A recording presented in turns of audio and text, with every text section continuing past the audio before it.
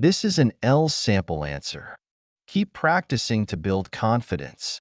To try a mock test with these questions, watch our mock test video. The link to the PDF document is in the first comment. Don't forget to subscribe, like, and turn on the notification bell so you won't miss any videos. Let's start off by talking about sports programs. Do you like watching sports programs on TV? Yes, I do. I enjoy watching football and tennis matches, especially major tournaments like the World Cup or Wimbledon. It's exciting to see the players' skills and the intense competition. Do you like to watch live sports games? Yes, I love watching live sports games. The atmosphere in the stadium is incredible with the cheering crowd and the real time action. It feels much more thrilling than watching on TV. Who do you like to watch sports games with? I like watching sports games with my friends or family. It's fun to share the excitement, cheer together, and discuss the match as it happens. Watching with them also makes the experience livelier and more memorable. What kinds of games do you expect to watch in the future? In the future, I'd like to watch tennis matches live, especially big tournaments like Wimbledon or the US Open. Seeing top players compete in person would be an unforgettable experience. Do you think sports programs are popular in your country? Yes, they're very popular. Football and badminton are especially loved by people here, and many enjoy watching these games on TV or streaming platforms. That's the end of part 1. Now we are going to move to part 2. In this part, you will have 1 minute to prepare and then speak up to 2 minutes. Describe a creative person whose work you admire. You should say who he or she is, how you knew him or her, what creative things he or she has done, and explain why you think he or she is creative. One creative person whose work I really admire is J.K. Rowling, the author of the Harry Potter series. She has an incredible talent for creating a detailed and magical world that has captured the hearts of millions of readers all over the world. Her imagination and storytelling skills are truly one of a kind.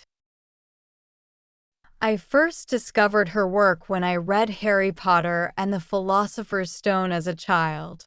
From the very first page, I was hooked.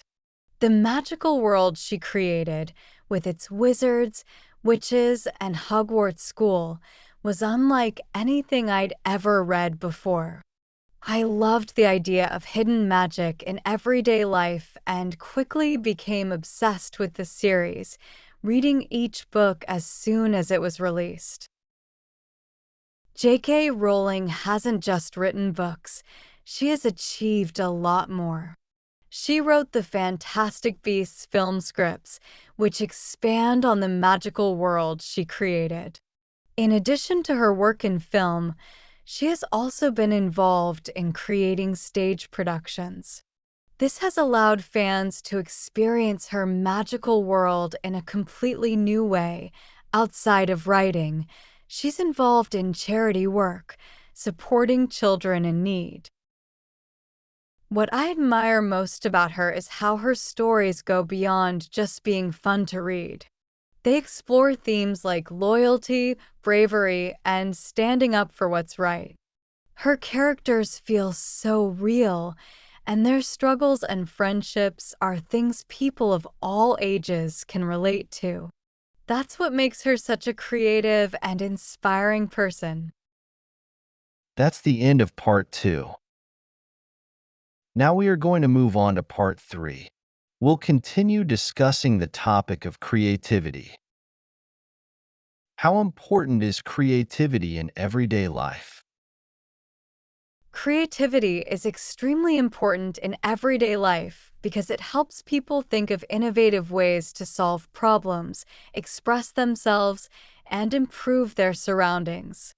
For instance, decorating a home with personal touches or inventing a creative recipe can make daily tasks more meaningful and enjoyable, enhancing life's quality overall.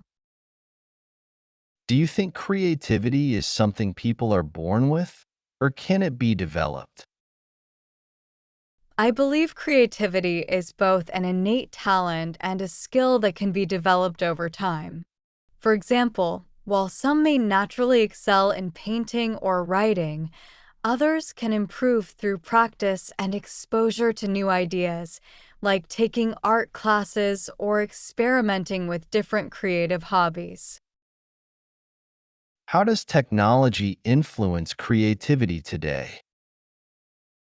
Technology greatly enhances creativity by providing tools like design software or editing apps that allow people to create innovative works.